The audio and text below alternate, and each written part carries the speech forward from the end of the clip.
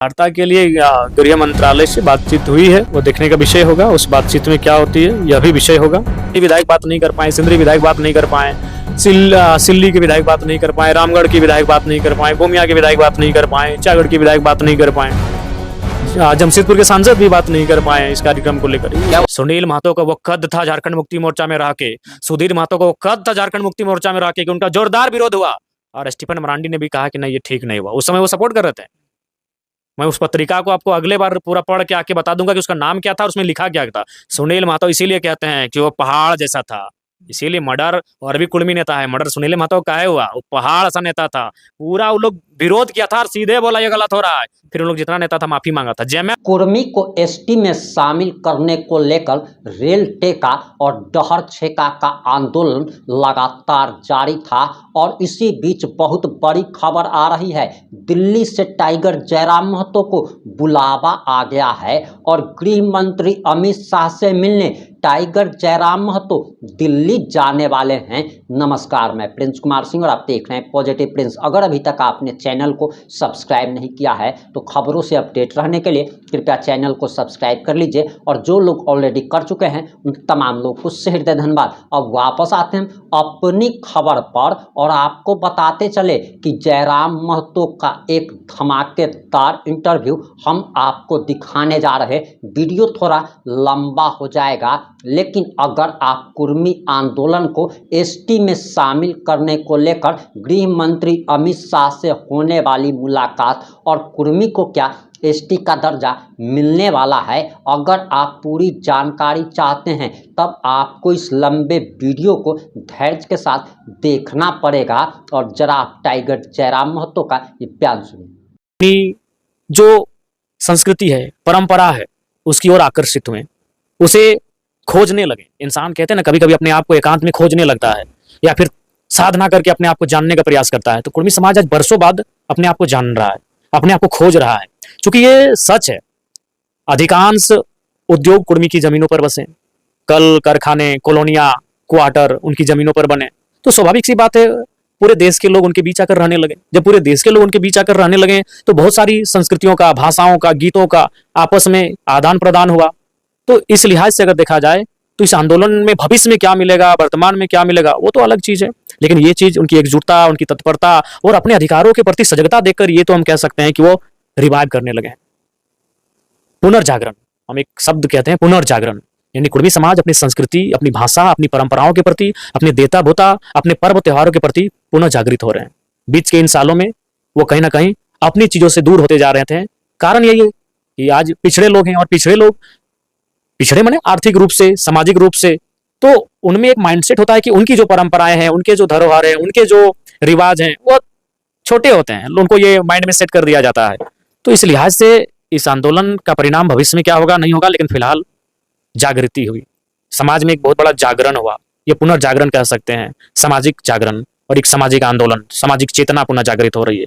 तो उस लिहाज से देखा जाए तो ये बहुत बड़ी उपलब्धि रही और निसंदेह मैं आपको स्पष्ट कहना चाहूंगा, जहां तक कुड़माली संस्कृति परंपरा की बात करें तो ये जो जीटी रोड का हिस्सा है, राजगंज, तोपचांची, डुमरी, निमिया घाट, बगोदर, नवाडी, इन क्षेत्रों में कहीं ना कहीं प्रभाव बहुत कम था।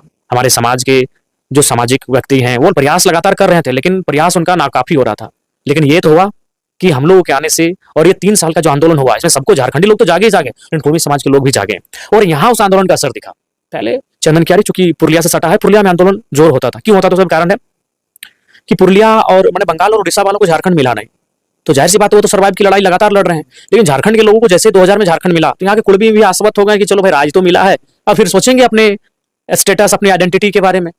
तो इसलिए ये थोड़ा सा इस क्षेत्र में आंदोलन होना, कोयलांचल के हिस्से में इतनी एकजुटता का होना, ये बहुत बड़ी बात है। ये हमारे लिए उपलब्धि है, ये एकजुटता ही हमारी सबसे बड़ी जीत है। इस आंदोलन में आप एकजुटता बता रहे हैं, कुर्मी को एक पुनर्जागरण का मौका मिला। इस आंदोलन में और एक चीज मिला, जयराम महतो को कुर्मी नेता का ठप्पा मिला। नहीं, देखिए मैंने पहले कहा हम समाज का बेटा है, तो अपने समाज के हक हुकूक से पीछे हो जाएं ये उचित नहीं है। मैं बार बार कह रहा हूं और पुनः कहूंगा, अभी अगर माननीय मुख्यमंत्री हेमंत सोरेन जी अगर सरना धर्म कोड पर खुलकर बोलते हैं तो क्या उनको आप आदिवासी नेता तक सीमित रखेंगे? या फिर माननीय स्वास्थ्य मंत्री अथवा माननीय अल्पसंख्यक मंत्री हफीजुल जी इरफान जी अगर अपने समाज के मुद्दों पर खुलकर बोलते हैं तो क्या वो अपने समाज के अल्पसंख्यक समाज के ही नेता सीमित कर देंगे उनको, या फिर कोई भी रहे? तो जब आप उनको उस नजरिए से नहीं देखते हैं तो फिर जयराम महतो को क्यों? दिक्कत यह है कि कुर्मी समाज का कोई भी नेता रहे, अगर वो अपने समाज की बात करता है तो पता नहीं लोग उन्हें अपने एक जाति में क्यों बांध देते हैं। अगर यही हम सरना धर्म कोड पे बोले, हम जादूगोड़ा के यूरेनियम पर बोले, हम रिम्स 2 पे बोले, लगातार आदिवासियों के साथ दुर्व्यवहार हो रहा है उस पर लगातार हम खुल के सदन में बोले, ऐसा नहीं कि हम सदन के बाहर बोले, मीडिया में बोले, सदन के अंदर बोले हैं, जो भी मामले हैं, तो हम अगर किसी समाज के मुद्दों को उठाते हैं तब तो आप हम ये नहीं कहते कि हम उस समाज का नेता हैं। तो फिर जब हम अगर कुर्मी समाज के मुद्दों को उठाते हैं, उनके मुद्दों पर बात करते हैं, तो फिर ये कौन सा मैंने ठप्पा भाई कि हम एक जाति तक सीमित हो गए? और ये केवल कुर्मियों के साथ ही क्यों, और भी तो अभी माननीय इरफान अंसारी जी उन जगहों पर विशेष कर गए जहां अल्पसंख्यकों के साथ दुर्व्यवहार हुआ, तो क्या राज्य में एक मुहिम चला, क्या राज्य में एक ट्रेंड चला कि उनको किसी ने सिर्फ अल्पसंख्यक का नेता या अल्पसंख्यक का मंत्री, हितैषी मंत्री कहा हो? अगर कुछ एक ने कहा तो फिर चूंकि वो राज्य के मंत्री हैं तो इसका मतलब ये नहीं कि अगर वो राज्य के मंत्री हैं तो उनके समाज के साथ अगर गलत होगा तो वो खड़े नहीं होंगे।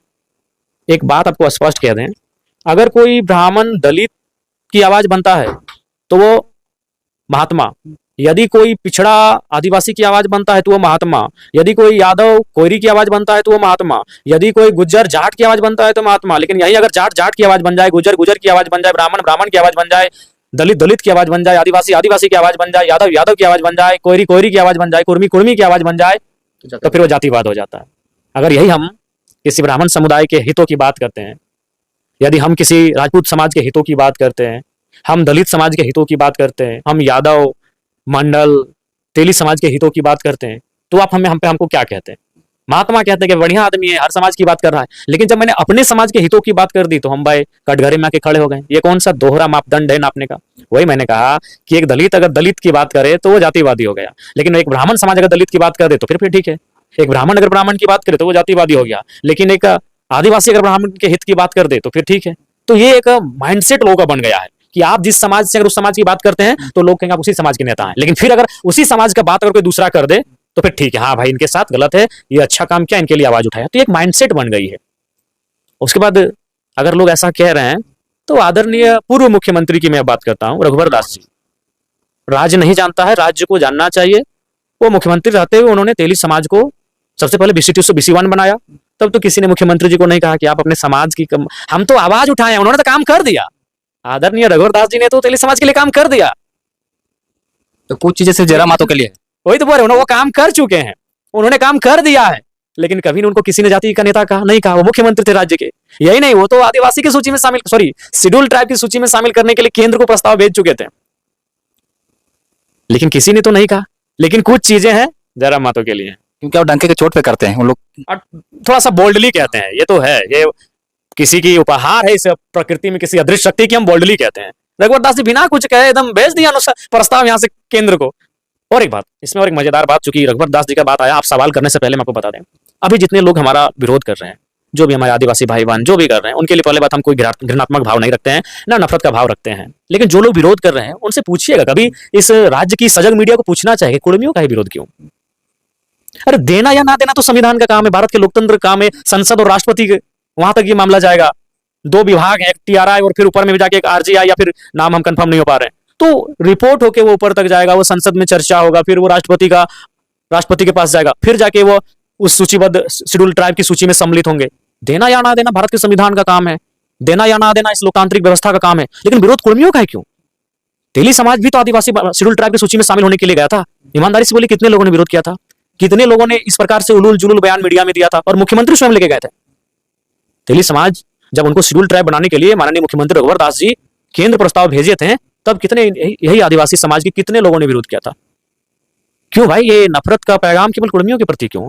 ये जहर, ये आपके उटपटांग बयान, ये मीडियाबाजी, इस प्रकार का विरोध प्रदर्शन, बताइए कितने लोगों ने किया होगा? छिटाक 1-2 लोगों ने किया होगा।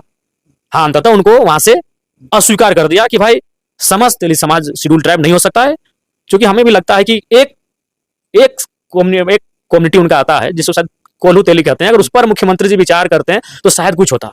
तो किसी ने विरोध नहीं किया। ये बहुत बड़ी बात मैं आपको कह रहा हूं। जो लोग आज हमारे इस आंदोलन का या फिर हमारी मांग का विरोध कर रहे हैं, भाई मांगना हमारा हक है, देना या ना देना कानून का काम है। तो अगर आप हमारा विरोध कर रहे हैं तो फिर उनका विरोध क्यों नहीं करते हैं? और भी लोग जब शेड्यूल ट्राइब की सूची में शामिल होने के लिए आंदोलन करते हैं, मांग करते हैं, तब किसी का विरोध नहीं होता है। तो ये क्या कह रहा है? ये चीजें उनका एक तरफा विरोध, जहर उगलना, नफरत का विचार प्रकट करना, ये चीजें क्या कह रही हैं? आदरणीय रघुवर दास जी जब अपने समाज को, तेली समाज को जब शेड्यूल ट्राइब की सूची में सम्मिलित करने के लिए वो प्रस्ताव दिल्ली भेज चुके थे, तब तो किसी ने विरोध नहीं किया, ना कोई मीडियाबाजी हुई, ना कोई आंदोलन हुआ, ना कोई विरोध प्रदर्शन हुआ। तो ये केवल कुर्मियों के साथ होता है। वही मैं बार बार पूछता हूँ, इस नफरत के कारण आज तक हम समझ नहीं पाए।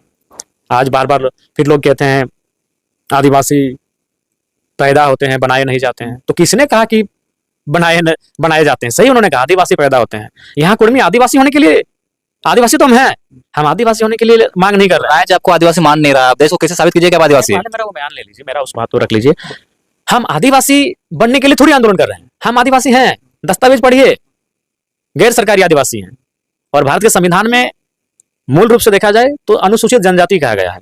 और जो बार बार कहते हैं कि आदिवासी पैदा नहीं होते हैं, अरे भाई भारत का संविधान पैदा करता है। सही बात है, भारत का संविधान कुछ चीजें पैदा करता है, लेकिन आदिवासी नहीं, अनुसूचित जनजाति पैदा करता है। क्या वो लोग भारत के संविधान के बाहर हैं, या फिर भारत के संविधान को चुनौती देंगे? क्या वो अनुच्छेद 342 को चुनौती देंगे? अनुच्छेद 342 साफ साफ कहता है कि संसद को यह अधिकार है कि किसी समूह को अनुसूचित जनजाति में शामिल कर सकता है या हटा सकता है। तो बताइए पैदा हुआ कि नहीं हुआ? पैदा हुआ कि नहीं हुआ? क्या वो भारतीय संविधान अनुच्छेद 342 को चुनौती देंगे? ठीक है, जन्म से एक आदिवासी होना और सरकार के दृष्टिकोण में होना, दोनों में बहुत अंतर है, दोनों में बहुत अंतर है। तो जो लोग ये बयान दे रहे हैं, बड़ा दुर्भाग्यपूर्ण बयान दे रहे हैं। आप तो सीधा 342 अनुच्छेद जो है उसका, उसको ही नहीं मानने का बात कर रहे हैं। वहां साफ साफ लिखा है कि संसद किसी समूह को शेड्यूल ट्राइब की सूची में शामिल कर सकता है और हटा भी सकता है। तो बताइए वन पैदा हो रहा है कि नहीं हो रहा है? भारत का संविधान पैदा कर रहा है कि नहीं कर रहा है? नया बना रहा है कि नहीं बना रहा है? तो वही पैदा होना मतलब नया बनाना। हम जन्म से नहीं कह रहे हैं, कानूनी रूप से पैदा हो रहा है कि नहीं हो रहा है? तो हम कानूनी रूप से मान्यता लेने की बात कर रहे हैं। कौन सा मान्यता? जो हमारी था, हम थे, हम सूची में थे, हम पुनः रिशिड्यूल होने की बात कर रहे हैं, हम पुनः लिस्टेड होने की बात कर रहे हैं। हम तो थे, उनसे यही पूछिए कि हम थे कि नहीं थे। जो लोग आज आके कह रहे हैं उनसे पूछिए हम थे कि नहीं थे।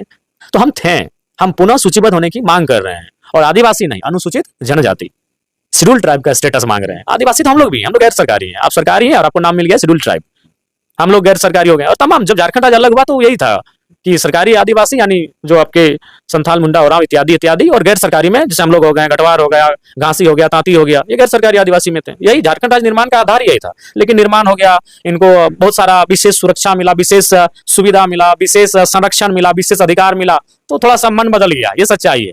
तो इसलिए उनको जानना चाहिए, भारत का संविधान 342 स्पष्ट कहता है कि संसद आदिवासी ने अनुसूचित जनजाति की सूची में किसी समूह को शामिल भी कर सकता है और हटा भी सकता है। अच्छा, इस आंदोलन के जरिए आप लोग जिस आवाज तो जहां तक पहुंचाना चाह रहे थे वहां तक आवाज गई कि नहीं गई? लेकिन निसंदेह वहां तक आवाज गई, और उससे भी मैंने पहले कहा, उससे कहीं ज्यादा महत्वपूर्ण है कि पुनः जागरण, जो जागृति हुई वो सबसे महत्वपूर्ण रहा, जिसमें हमें बहुत बड़ी सफलता मिली। वार्ता के लिए कुछ बात बनी? सोशल मीडिया वायरल हो रही, वार्ता होगी? वार्ता के लिए गृह मंत्रालय से बातचीत हुई है। अब कब वो बुलाते हैं वो देखने का विषय होगा। उस बातचीत में क्या होती है यह भी विषय होगा। वार्ता में आपको जाने का कोई न्योता वगैरह? देखिए, अगर जो भी वार्ता के लिए समाज के लोग जाएंगे, अगर वो सामाजिक लोग जाते हैं तो फिर कोई दिक्कत नहीं। हम भी समाज का बेटा है, हम तोपचांची में, डुमरी में, नावाडी में बैठकर उनके निर्णय का स्वीकार करेंगे। लेकिन अगर किसी राजनेता को लेके जाते हैं तो बिल्कुल उनका नैतिक कर्तव्य बनता है कि उसमें हमारा भी, चूंकि हम लोग अपनी प्रशंसा करना का बिल्कुल भी इच्छा नहीं है, लेकिन ये सच्चाई है कि इस आंदोलन को कोयलांचल की सीमा में जो धार मिली, उसमें कहीं ना कहीं ये 3 साल का जो आंदोलन हुआ, क्योंकि उन 3 सालों में आज तक किसी राजनेता ने राजनीतिक मंच में आकर नहीं कहा था कि महुआ, आम बिया, महुआ बिया क्या होता है। बताइए अगर है तो। जरा मैं तो पहला नेता है जिसने संस्कृति का बात मंच में किया है। ये आम बिया माने की, महुआ बिया माने की, हाथ में जो आप पहन रहे हैं आपका मठिया, इसका मतलब क्या?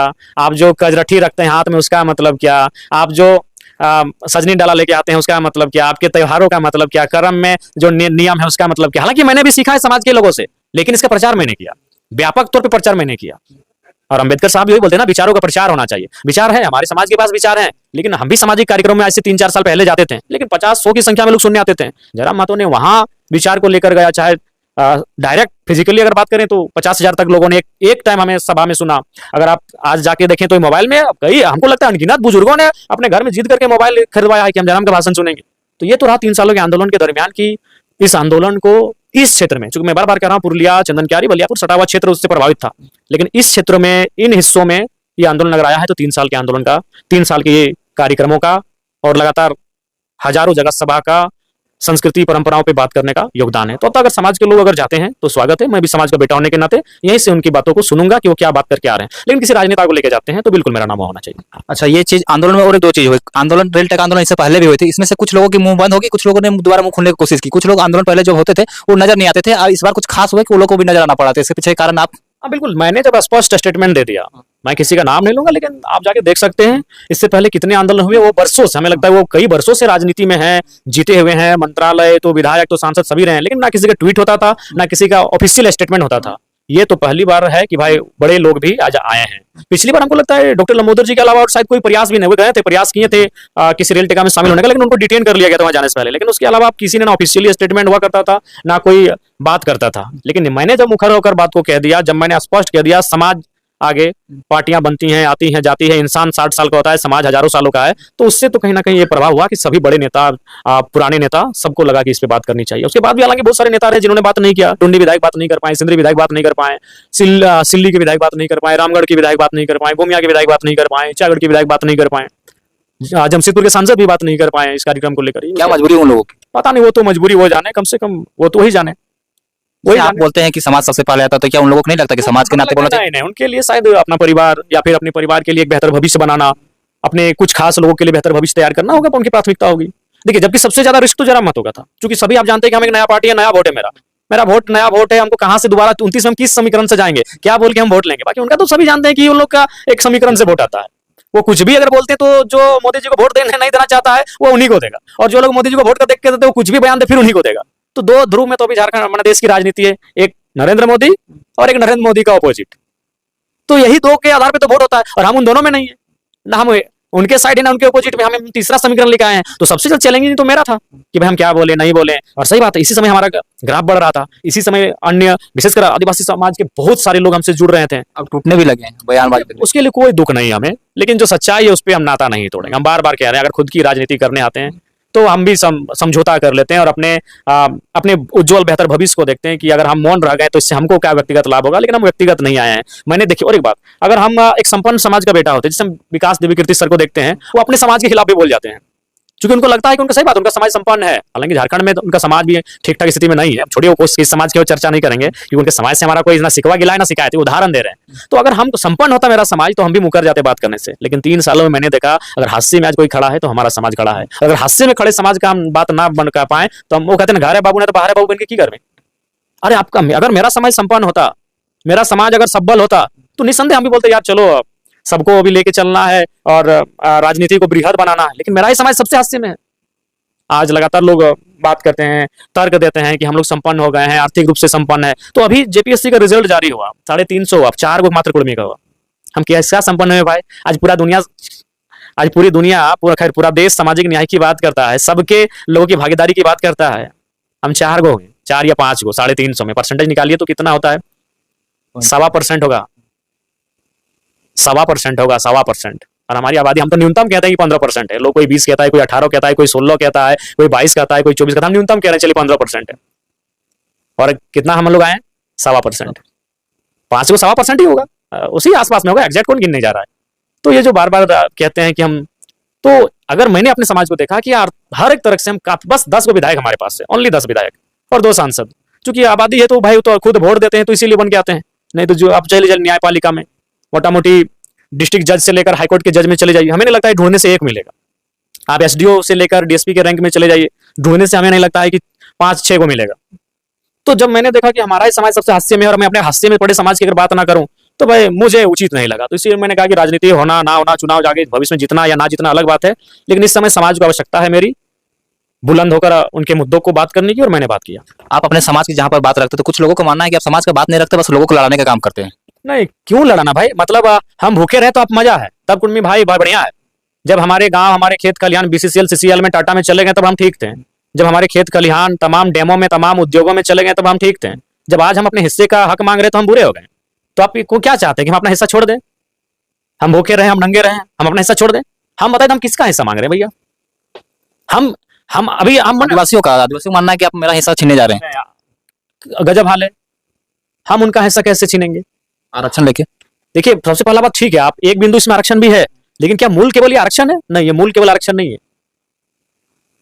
ट्राइबल स्टेटस का मतलब मैंने आपको उस दिन भी एक्सप्लेन किया था। लोकुर समिति 1965 के मापदंड, उनमें क्या आता है? जो primitive traits, distinct culture, geographical isolation, shyness in contact, backwardness, तो पांचों चीजें हम पे हैं। हम प्राचीन हैं, हमारी व्यवस्था, आप यूएन के रिपोर्ट को पढ़िए, वो भी इंडिजिनस होने के लिए क्या कहती है, क्या मापदंड कहती है, उसमें भी हम फिट बैठते हैं। तो ये केवल आरक्षण की लड़ाई नहीं है, ये लड़ाई एक बहुत पुरानी जो संस्कृति हमारी है उसे सुरक्षित रखने की भी लड़ाई है। नहीं तो वो संस्कृति भी हमारी धीरे धीरे समाप्त हो जाएगी। हमारी एक बहुत बड़ी प्राचीन भाषा है कुड़माली, उसे सुरक्षा देने की लड़ाई है। अच्छा, एक बात बताइए, तोपचाची कुड़मी बहुल क्षेत्र है कि नहीं? हमें लगता है तोपचाची में, हम अभी तोपचाची में बात कर रहे हैं, तोपचाची में कुड़मी का और मुस्लिमों का आबादी पहले ही मैंने ही लोग आगे, उसके बाद जो भी है इनसे कम आबादी पॉपुलेशन है। डुमरी इसके बाद आता है, वही फिर कुड़मी पॉपुलेशन ठीक ठाक है। बगोदर भी जाएंगे तो कुड़मी पॉपुलेशन ठीक ठाक है। नावाड़ी भी तो फिर बहुत ज्यादा कुड़मी पॉपुलेशन है। बलियापुर में अब बताइए, इतने जो हाई स्कूल है, इतने जो मिडिल स्कूल है, इतने जो प्राइमरी स्कूल है, कितने में कुड़माली भाषा है? किसी में आप चले जाइए, बाकी जो कहाँ है हमारी भाषा? तोपचाची यार हमारी बहुलता है, हमारी भाषा है कुड़माली, स्वतंत्र भाषा, कितने स्कूलों में पढ़ाई जाती है। यही बगल में टीएपी है, 100% जमीन हमारी जमीन पर टीएपी बना है। 100% जमीन कुड़मियों की है टीएपी बनने में। उस टीएपी जो सरकारी स्कूल है, क्या वहां उर्दू पढ़ाई होती है, वहां संस्कृत पढ़ाई होती है, लेकिन कुड़माली नहीं होती है। वाह भाई, मैंने हम अपना हिस्सा मांगे तो हम अपराधी हो गए हैं। गजब का लॉजिक है, बगल में है। ये हमारा शुद्ध रूप से कुड़मियों की जमीन पर टीएपी स्कूल है। देवी मातो स्कूल शुद्ध रूप से कुड़मियों की जमीन पर है। आपका झारखंड कॉलेज शुद्ध रूप से कुड़मियों की जमीन पर वो कॉलेज है। आपका फनी सॉरी भूषण मातो, भूषण हाई स्कूल शुद्ध रूप से कुड़मियों की जमीन पर है। क्या भाई वहां कुड़माली भाषा पढ़ाई होती है? नहीं। हमारी जमीन पे स्कूल बना है, टीचर उत्तर प्रदेश बिहार से आ गए, वहां संस्कृत उर्दू तक पढ़ाई होती है। कुड़माली क्यों नहीं? इसीलिए लड़ाई है कि हमारी भाषा खत्म हो जाएगी। लेकिन लोगों को भाई पता नहीं नफरत क्यों कर रहे हैं। हम जब अपने हिस्से से अधिक मांगेंगे, आप हमको नफरत नहीं, आप हमको पूरा हमको जला दीजिए, हम लोग मानेंगे। हम अभी फिलहाल अपना हिस्सा मांग रहे हैं।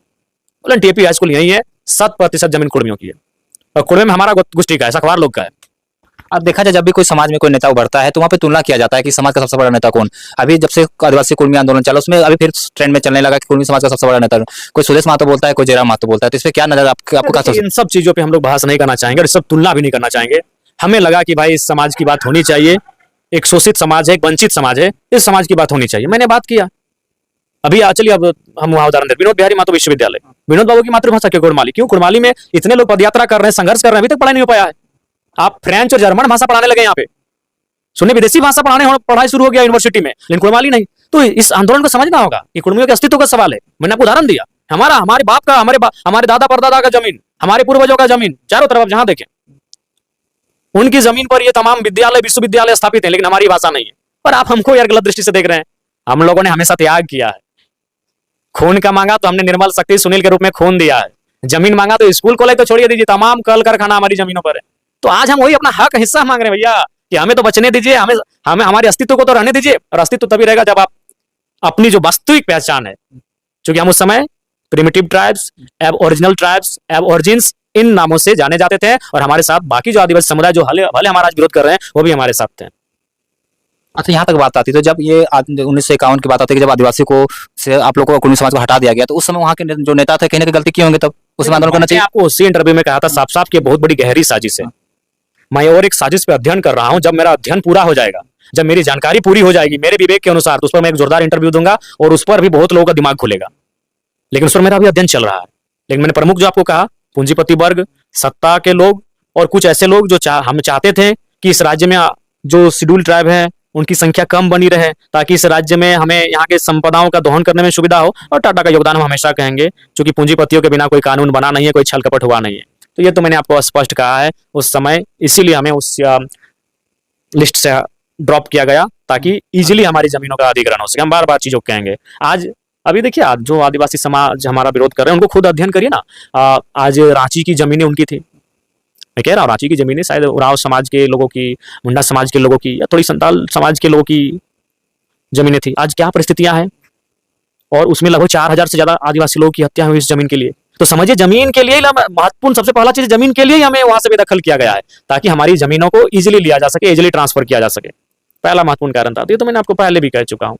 आप अपनी मांगे सरकार से मांग रही है, सरकार को दे या ना दे बात की बात है, पर अब आदिवासी को लगता है कि जयराम महतो जब से आए हैं तो हमारे अधिकार को छीनने की कुछ ज्यादा ही कोशिश कर रहे हैं। तो उन आदिवासी भाई को क्या कहिएगा? देखिए, ये संवैधानिक मांग है और सरकार को विचार करना चाहिए।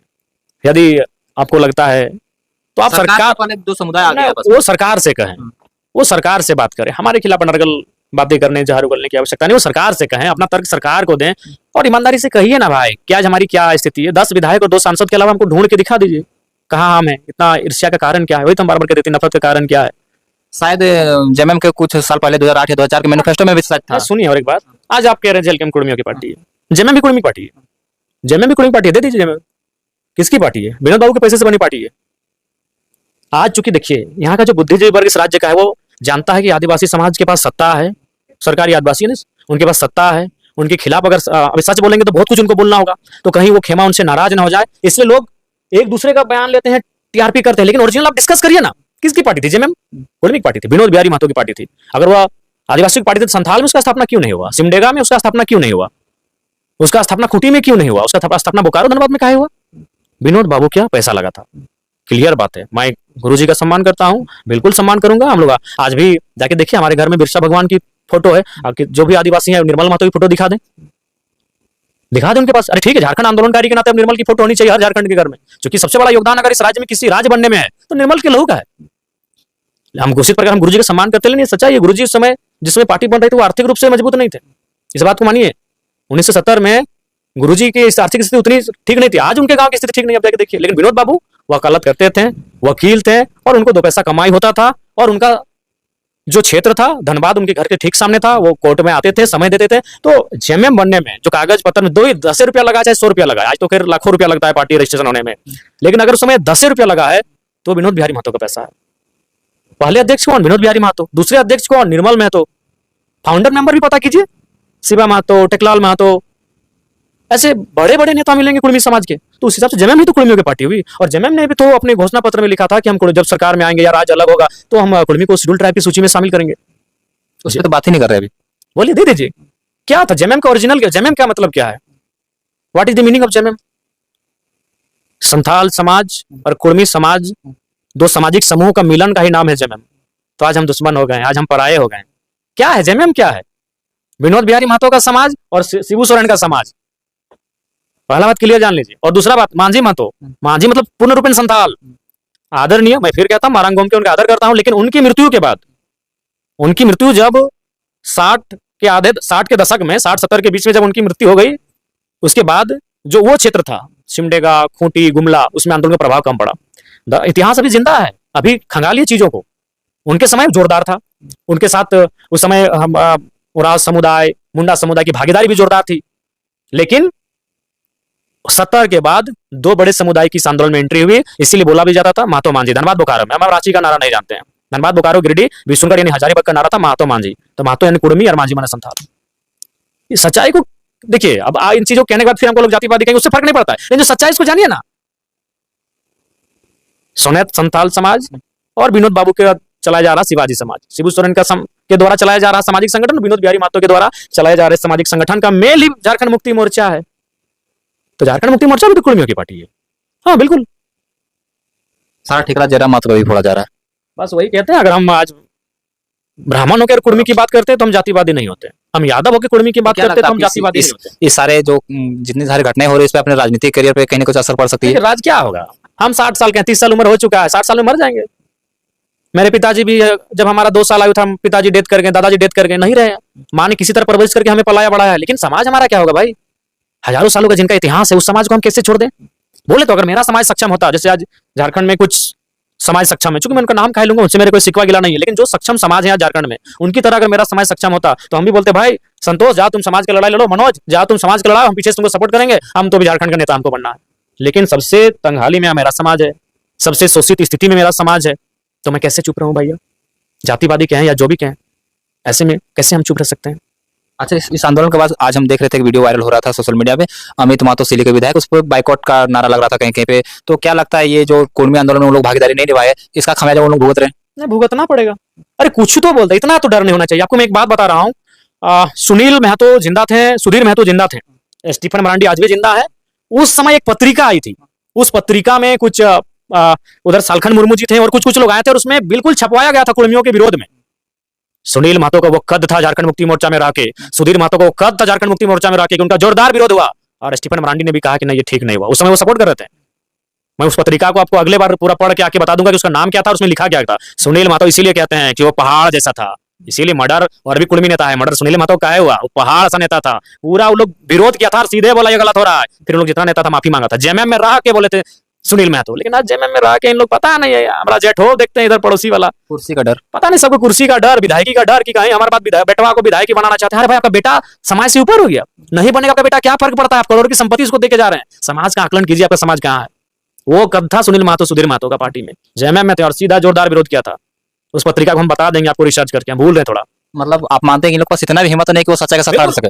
अमित दादा रहे चाहे जो भी जेएमएम के अभी शायद 4 लीडर हैं, 4 विधायक हैं, एक मंत्री भी हैं, उनका इतना हिम्मत नहीं कि आप अरे कुछ ठीक आप नहीं आते रेल टेकने के लिए, आप नहीं आते इस आंदोलन में, कम से कम इतना तो बोल देते कि हाँ कुर्मी जो कह रहे हैं वो देना या ना संविधान का बात है, हम उनका नैतिक समर्थन करते हैं। नैतिक शब्द जो बोल देते तो जरूर बाइकआउट होगा, क्यों नहीं होगा भाई, होगा। कई हम कुछ दिन एक सोशल मीडिया पोस्टर भी देख लिए, यही नेता सब जब संसद क्या बोलते हैं विधानसभा के बाहर सरना धर्मकोड के लेकर समर्थन के लेकर जब खड़ा हो सकते थे तो अपना कुर्मी समाज के साथ भी समर्थन के साथ खड़े हो सकते थे। बिल्कुल, अभी मैं कह रहा हूं अगर कोई भी आदिवासी, आज आदिवासी नेता इस राज्य में 30 हैं, अगर वो सरनाथ धर्मकोड का समर्थन करते हैं तो इसका मतलब थोड़ी कि वो आदिवासी के नेता है। आपने भी तो क्या बात भी रखा था विधानसभा में, तो फिर जब एक आदिवासी समाज का बेटा अगर वो विधायक है और अगर सरनाथ धर्मकोड का समर्थन करता है तो आपने कभी उनको कहा कि आप आदिवासी के नेता हैं। लेकिन जब एक कुर्मी का बेटा अपने समाज के हाशिए पे खड़े समाज की बात कर रहा है तो आपने हम पे ठप्पा लगा दिया। अब तो कई चैनल वाले भी लिख रहे हैं कुर्मी नेता, अरे हम डुमरी का विधायक, आप लिखिए डुमरी विधायक, जेएलके में सुप्रीमो लिखिए। लेकिन चूंकि ये हमेशा मानसिकता आ रही है, डॉक्टर अंबेडकर दलित नेता हो गए हैं, चौधरी चरण सिंह जाट के नेता हो गए हैं, लेकिन अटल बिहारी वाजपेयी को कभी आपने कहा कि वो ब्राह्मण के नेता रहे, ये रही है। बड़े लोगों का एक सोच ये भी रहा है, खासकर जो ओबीसी तबके से जो नीचे से जो ऊपर जाते हैं, जो दलित ओबीसी तबके हैं उनको वो जाति में के दायरे में बांध देते हैं। क्या आपने लालकृष्ण आडवाणी को कहा कि वो कभी ब्राह्मण के नेता हैं? आपने यही सुनील सिंह, मैं नाम ही लेता हूं, सुनील सिंह ने, माफ कीजिएगा, कालीचरण सिंह चतरा के सांसद है, उन्होंने स्पष्ट एक वीडियो में कहा था कि हमको इसीलिए टिकट मिला कि हम भूमिहार से हैं, हमको भूमिहार समाज का होने के कारण टिकट मिला, इसलिए मेरा पहला काम भूमिहार समाज का है। क्या ना हाय तोबा मचा, ना मीडिया में आया। माननीय सांसद महोदय का बयान था कि हमको भूमिहार कोटे से चतरा लोकसभा का टिकट मिला है, और हम तो ये तो केवल जो शोषित वंचित लोगों के बीच से अगर कोई नेता आता है तो उसको लोग टेक लगा देते हैं।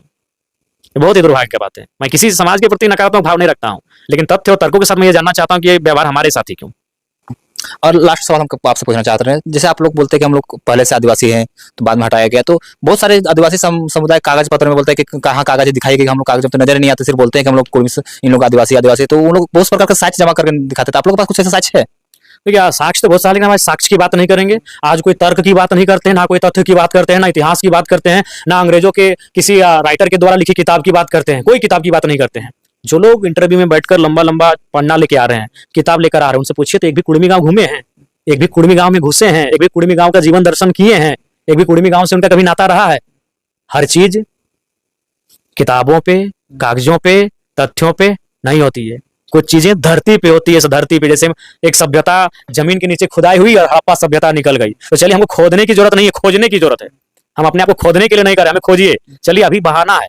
आइए, उन जो लोग कागज पत्थर लेके आते हैं, कागज पत्थर तो हमारे बहुत सारे, कागज पत्थर की बात नहीं करते हैं, डॉक्यूमेंट की बात नहीं करते हैं, तथ्यों की बात नहीं करते हैं, आंकड़ों की बात नहीं करते हैं, आज खोदने की नहीं, खोदने की जगह पर खोजने की बात करते हैं। आइए, सोहराय पर्व आने वाला है, जो लोग आदिवासी नेता हैं हमारे गांव का दर्शन करें सोहराय पर्व में, और एक साथ कुर्मियों के 1 लाख घरों में आए, कुर्मियों के हजारों गांव और 1 लाख घर, 1 लाख घरों में आकर वो एक साथ सोहराय पर्व को देखें।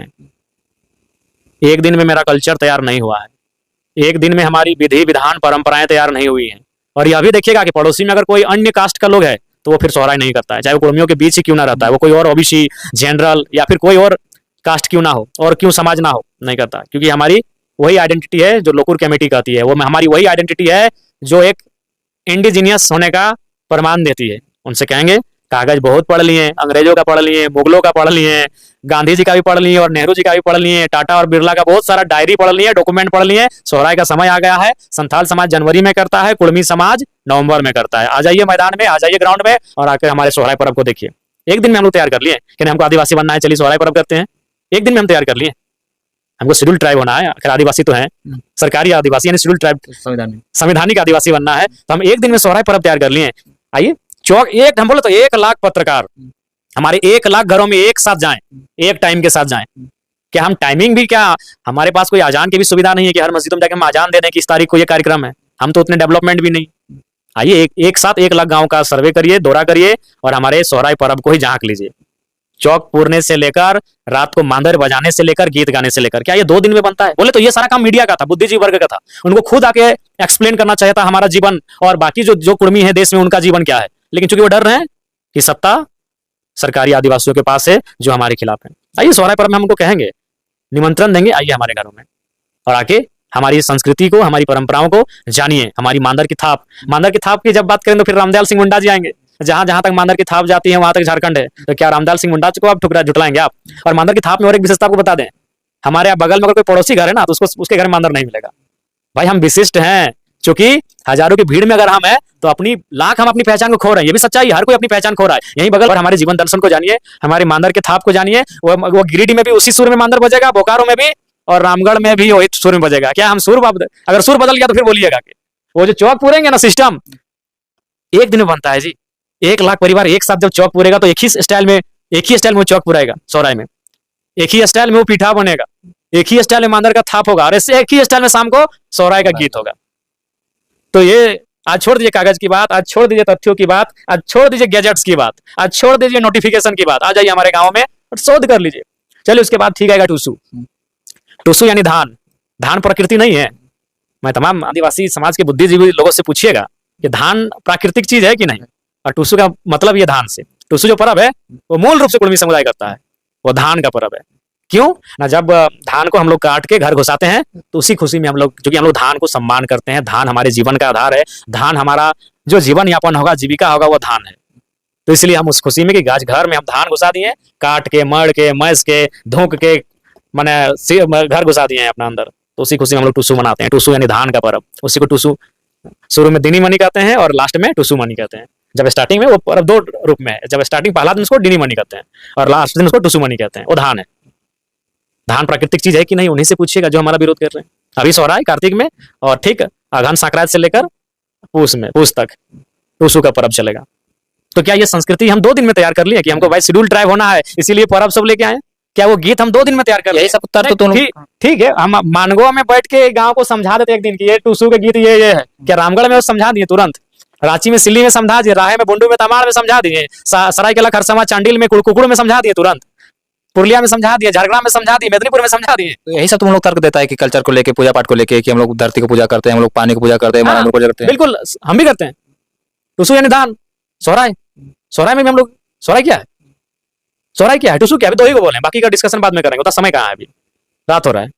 तो उनको हम आग्रह करेंगे, कागज पत्र छोड़िए, बहुत कागज पत्र हुआ और ऐसे भी कितना कागज पत्र पड़ेगा, कभी कभी ओरिजिनलिटी जब सामने है तो मिट्टी के अंदर से खोदने की जरूरत नहीं है, खोज लीजिए, हमारे गांव आइए, स्वागत है। लेकिन सोहराय में आइए, टूसू में आइए, तो हमारा ओरिजिनल चीज है, जो हमारा ओरिजिनल चीज है उसमें आइए और आके दर्शन कर लीजिए। मैं बार बार बोल रहा हूँ, ये चीज मीडिया तुरंत क्लियर कर देती कि देश में रह रहे कुर्मियों का जीवन दर्शन क्या है, उनकी परंपरा संस्कृति क्या है, और झारखंड के जो टोटेमिक कुर्मी उनकी परंपरा संस्कृति क्या है। लेकिन वो किस लिए नहीं जाते हैं? क्योंकि आदिवासी समाज एकजुट होकर विरोध करने लगता है तो कहीं पत्रकार बंधुओं को भी इसका खामियाजा भुगतना पड़े, इसलिए चुप है। सत्ता इनके पास है। 2 मिनट में एक दिन डिस्कशन करेंगे, एक दिन हमारे गांव में घूमेंगे, सारा क्लियर हो जाएगा। हम फिर कह रहे हैं कि कुछ संस्कृतियों में मिश्रण हुआ है, उसको हम नहीं स्वीकार कर रहे हैं। बहुत ज्यादा भी हुआ होगा, हम उसको भी स्वीकार कर रहे हैं। लेकिन जो हमारी ओरिजिनल चीज वो भी खत्म नहीं हुआ है, वो है। अभी 2 उदाहरण दे रहे हैं, सोहराय और टूसू, उसके बाद बाकी तो बाद में देंगे। उन गीतों को, उन रिवाजों को, उन परंपराओं को, पूजा पद्धति को 2 दिन में तैयार नहीं होता है। अगर एक गांव में तैयार करना हो तो एक रात में, एक दिन में तैयार होता है। इतने बड़े हजारों गांव में यार हमारा। उसके बाद जो कहते हैं झारखंड में, हमको लगता है सबसे ज्यादा गांव अगर किसी का है तो कुर्मी और संथाल का होगा। तो अगर कोई हमको ले गया तो सबसे ज्यादा गांव हमारा कैसे होता, काम होता। तो ये मैंने उन लोग केवल ये आक्रोश उनका कुर्मियों के प्रति। मैंने फिर कहा, रघुवर दास जी जब तेली समाज को शेड्यूल ट्राइब की सूची में शामिल करने ले गए थे, किसी ने विरोध नहीं किया, कुछ नहीं हुआ। प्रति इसलिए कि जनसंख्या के कारण हो जाता है। नहीं यार, हमको आज तक समझ में नहीं कि उस नफरत का रीजन हम ही लोग क्यों है। फिर वही सवाल आएगा, डोमिनेटिंग नहीं, डोमिनेटिंग का नहीं है। आखिर हम 75 साल से हाशिए में हैं। हमने फिर वही तो उदाहरण दिया कि आज बार बार आप हमें संपन्न होने की बात करते हैं। 350 जेपीएससी में हमारा 4 गो हुआ, 4 गो हमारा मात्र।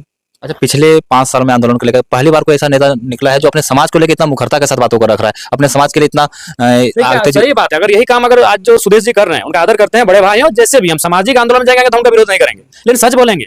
रघुवर दास जी में इतना समर्थ, वो मुख्यमंत्री थे, अपने समाज को BC 1 में डाल गए। उन समय कम से कम हमारे ठीक है, कुड़माली भाषा को तो मांग लेते हैं 8वीं सूची में। आज तो देखिए, पहली बार हमको लगता है कि आंदोलन को सपोर्ट किया। मेरा बड़ा भाई है, राजनीतिक विचारधारा रहेगी। 29 में हो सके फिर हम लोग एक दूसरे के आमने सामने होंगे, लेकिन सच्चाई हम कहेंगे। आप आए उसका स्वागत करते हैं, हम आज आप पे टिप्पणी नहीं करते हैं। आप आए बहुत अच्छा बात है, आपके सांसद भी जी भी आए वो बहुत अच्छा बात है, आपके विधायक जी भी आए बहुत अच्छा बात है। लेकिन जब आप पावर में थे, रघुवर दास को याद कीजिए और उनसे सीखिए। बिल्कुल, भले रघुवर दास जी छत्तीसगढ़ के थे, उनसे हमारा वैचारिक मतभेद हो सकता है, लेकिन समाज के लिए उन्होंने डंके की चोट पे काम किया। समाज के लिए उन्होंने डंके की चोट पे काम किया रघुवर दास जी ने। आपके नेताओं ने नहीं किया। लगातार डबल इंजन की सरकार में रहे, पता नहीं उस समय समाज सर्वोपरि था या खुद का सामाजिक माने खुद का साम्राज्य विस्तार सर्वोपरि था। अगर वो कर देते तो आज आंदोलन कुछ तो होता, कुछ होता। स्टेटस वाला ठीक है, लेट होता, लैंग्वेज तो कम से कम 8वीं अनुसूची में आ जाता, कम से कम सब कुलमिये का जमीन में टीएपी स्कूल हुआ है, कुलमाली पढ़ाई हो जाता है यहाँ पे, कम से कम उनका भाषवा का पढ़ाई हो जाता। पावर में थे, नहीं किया इन्होंने। तो अभी आ रहे किस मुंह के साथ आ रहे जरा महत्व खुल के डर, राजनीतिक डर 29 में कैसे? बिल्कुल, अगर राजनीतिक मंशा नहीं थी तो बिल्कुल 14 से 19 पीक टाइम था, फर्स्ट टाइम इन झारखंड कि कोई मतलब पूर्ण गठबंधन, कोई गठबंधन रहे चाहे जो भी रहे, मैंने पूर्ण बहुमत से थी। गठबंधन पहले से था, वो चुनाव के बाद नहीं हुआ था। यानी पहली बार 5 साल के लिए कोई अस्थायी सरकार आई थी जो 2014 से 19 थी, और उसमें उनका वो स्वयं नहीं थे सुप्रीमो साहब बड़े भाई, लेकिन उनका 5 विधायक था, उनका मंत्री था। एक चीज तो मांग सकते थे भाई, झारखंड की राजनीति में 5 सीटें बहुत होती हैं। अभी वो क्या था उनका, ये हमको लगता है उनका 37 था, इनका 5 42 था, और बहुमत के लिए 40-42 चाहिए। हालांकि बाद में जेबीएम का 6 उठा के अपना 48 कर लिया, अलग बात है। 5 सीटें बहुत था। एक सीट में यहाँ पे तहलका मच चुका है। एक मधु कोड़ा सीएम बन चुके हैं, तो ठीक है, आज वो आए, उनका स्वागत है। आज के लिए उनका कुछ नहीं कहेंगे, लेकिन भाई पिछले दिन उन्होंने जो किया उसके लिए तो कहेंगे। होता या ना होता, बोलते हैं, आप कहते हैं, आप लेकिन बातों को रखते हैं। पता नहीं उस समय क्या था, क्या सर्वोपरि था, जो भी है अभी आए हैं, ठीक है। अभी मिलकर काम कीजिएगा, समाज के लिए करेंगे। राजनीतिक विचारधारा वो भविष्य की बात है, वो अलग चीज है। समाज के लिए रहेगा तो उसके लिए हमें कोई परहेज नहीं है। चलो ठीक। आपने धैर्य के साथ पूरा वीडियो देखा, इसके लिए आप लोग का तहे दिल से धन्यवाद। इस मामले में अगर कोई भी नया अपडेट आएगा हम आप लोगों तक जरूर पहुंचाएंगे। जुड़े रहें हमारे साथ। जय हिंद, जय भारत।